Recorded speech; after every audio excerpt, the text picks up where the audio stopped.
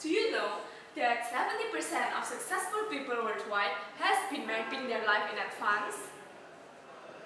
Knowing your strengths, weaknesses and style, then mapping it according to your goals are crucial as your guideline to follow in your life.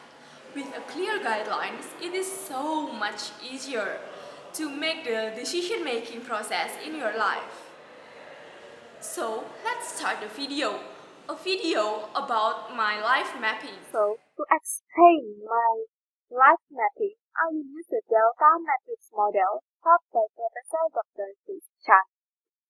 So, let's just go to the Delta Matrix. Delta Matrix has 9 boxes or 9 aspects. The first one is the purpose, the second one is the people, the third one is the process, the fourth one is the scope, the fifth one is the support, next is the schedule, strategy, structure, and system. So, let's just go to the first box, which is the purpose. So, in the purpose, I will use the GOT model or the goal, objective, and target. So, my personal goal is living a happy and fulfilled life in many aspects, especially in financial sector. My objective is having a brilliant and rewarding career. And my target, there is 2. The first one is having a master's degree, and the second one is having a job that pays well. So, pays well here, meaning more than 15 times of the minimum wage at that place and at that time. So, next, we will go to the second boxes, which are the people. So, the people who affect my life significantly and of course plays an important role in achieving my target is my family. Next is my lecturer, both my current lecturer and my future lecturer. And the third one, which is the most important one, is me, myself. My name is Gracia and my occupation is the undergraduate at Petra University as a student, of course. And my student ID is 344-12-064. And you can contact me anytime at my email in anna.gracia.victory@gmail.com. So, for the third boxes, which is the process, I will explain my timeline in 1, 3, 5, and 10 years. So, what will I do in the next 1 year? I will do internship and FRR. Then I will graduate and start working. My aim is to do well in internship so I can get job after directly after it. My second aim is to be accepted in global focus company with a handsome reward and payment, of course. For my third year, I will be working and has moved twice to get better position and rewards in my job. So in average, I will move around 1 until 2 years. In my fifth year, I will get my master's degree in business administration. So I have the title of MBA, Master of Business Administration. In my 10th year, I will be either continuing my family's export business or building my own career in a hospitality industry in Bali as general manager. And I have my second aim, which is to build a loving family. Next, we will go to the scope, the fourth box. So the scope, well, for the first year, I will still be in Indonesia. To be precise, I will be in both Surabaya and Bali. I will be in Surabaya for doing my FRR and for my graduation, and I will be in Bali for my internship and hopefully for my work after I graduate. In the third year, I will still be in Indonesia, but specifically I will be in Bali in doing my job in building my career. So, in the fifth year, I will do my master degree program in Taiwan. And 10th year, the scope will be global, both for like export, which is of course exporting globally, and building my career. So next we will go to the fifth box, which is the support.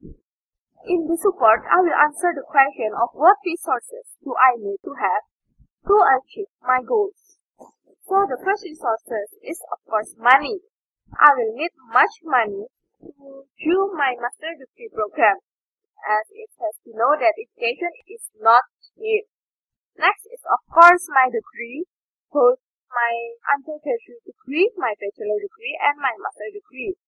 And of course then I will need to build my personal capabilities, and finally is my network. So for the sixth box is the balance scorecard for schedule. So in the balance scorecard, there are 5 aspects. The first one is the financial condition or the degree of economic freedom. The second one is the influence level. The third one is the amount of asset owned. The fourth one is the life fulfillment. And the last one is the positioning in my extended family. So let's go to the 7th box of the delta matrix, which is the strategy. In here, I will use the individual competence assessment as the strategy. So there are 3 aspects of the individual assessment. The first one is the Big 5 personality test. Next is the learning style test. And lastly is the entrepreneurship GET test. So let's go to the Big 5 personality test. In the Big 5 test, it is measured by the extroversion, agreeableness, conscientiousness, neuroticism, and openness to experience. And my result is that I score 16 points for the extroversion, 16 points also for the agreeableness, 26 points for the conscientiousness, 14 points for the neuroticism, and 27 points for the openness to experience.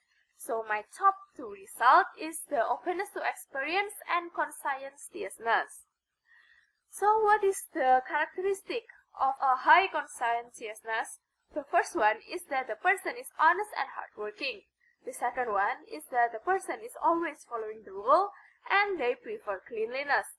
For the openness to experience, they are seeker of new experience and in the pursuit of intellectual, and is also can be considered as a dreamer.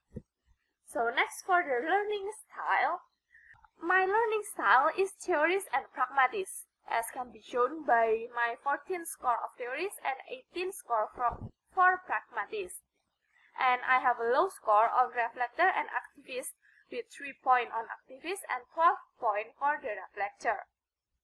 So my learning style of theories is that I am full of ideas. I have tidy and organized minds, and I'm not happy until I have got to the bottom of things and explain the observation in terms of basic principles.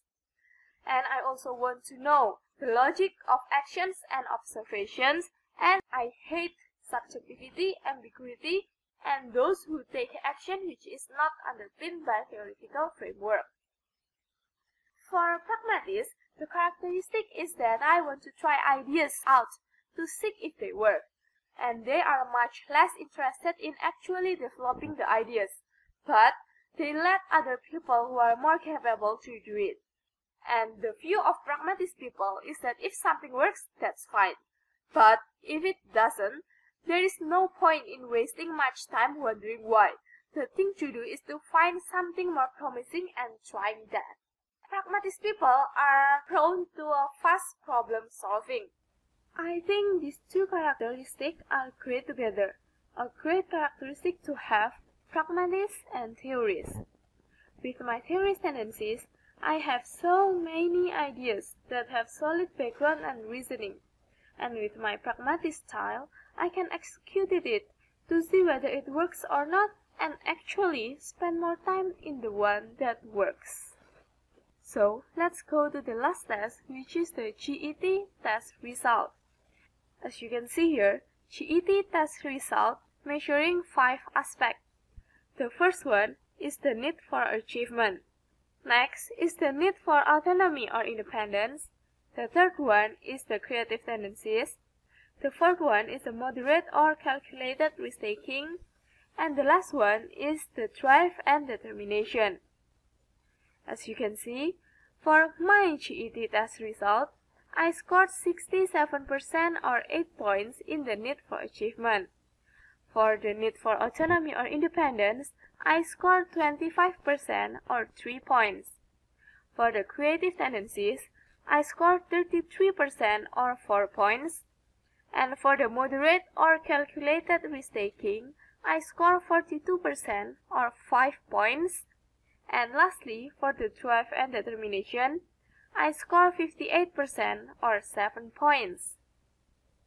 So as you can see, my top GET test result is the need for achievement, moderate or calculated risk-taking, and drive and determination.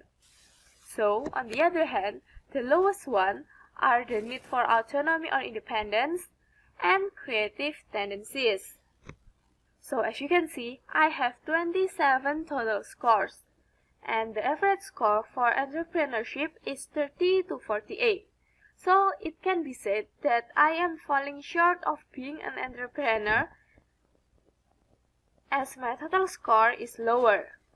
So the three highest score, which are the need for achievement, drive and determination, and calculated risk-taking, bear some degree of entrepreneurship. However, the need for autonomy and creative tendencies are on the low side. Normally, an entrepreneur has a higher need for these two attributes, which are creative tendencies and freedom of autonomy. So there is still room for improvement in these two aspects that I need to develop. Now that I'm better at understanding my personal weaknesses and strengths, I know which part of me is needed to be developed and which part of me is my major selling point. My need of achievement and my determination will start the things going. Theory's pragmatism combined with openness to experience, calculated risk-taking, and determination will help me getting and starting new ideas and rapidly go to other ideas if the previous one didn't work. And all of my ideas and things to do will be according to rules and valuing integrity highly. So let's go to the 8th box, which is the team capacity assessment for the structure. So in the structure, there is only one test, which is the Belbin's 9 team roles test. So as the name says, there are 9 roles in the teams that a person can be categorized as. Those roles are implementer, coordinator, shaper, thinker innovator, resource investigator, monitor evaluator, team worker, completer finisher, and specialist. And for my roles in the team, I got scored 11 for the implementer, 9 for coordinator, 12 for sharper, 3 for thinker innovator, 2 for resource investigator, 8 for monitor evaluator, 6 for team worker, 5 for completer finisher, and 14 for specialist. So here are the roles, the description, and the weaknesses for my top 3 roles. My top roles, which is specialist, scored 14 in the previous slide. It is a single-minded, self-starting, dedicated, provides knowledge and skills in rare supply. But specialists have also its weaknesses, which are contributing only on a narrow front, dwells on technicalities, and often overlook the big picture. For the roles of a shaper, it is a challenging, dynamic, thrives on pressure, and has the drive and courage to overcome obstacles. But shaper has also 2 weaknesses, which are can provoke others and hurts people's feelings. For implementer, they are disciplined and conservative, reliable and efficient, and often turns ideas into practical actions. But implementers are somewhat inflexible and slow to respond to new possibilities. So let's go to the last part of the Delta Matrix, which is the system of organizational capability assessment. So in this system, there is also only one test, which is the leadership self-assessment test. So as the name says, this test measures the leadership competencies of a person. There are several aspects that is being scored, which are setting direction, aligning people, motivating and inspiring, leading teams, communicating, building relationships, facilitating ethical conduct, negotiating, and leading change. So for my leading competencies, I got 13 points on the setting direction, 11 points on aligning people, 8 points on motivating and inspiring, 13 points on leading teams, 11 points on communicating, 10 points on building relationships, 9 points on facilitating ethical conduct, 17 points on negotiating, and 6 points on leading change. So, in conclusion, my leadership competency strengths are communicating, aligning people, setting direction, and negotiating. While on the other hand, my weaknesses are building relationships, motivating and inspiring, facilitating ethical conduct, and leading change.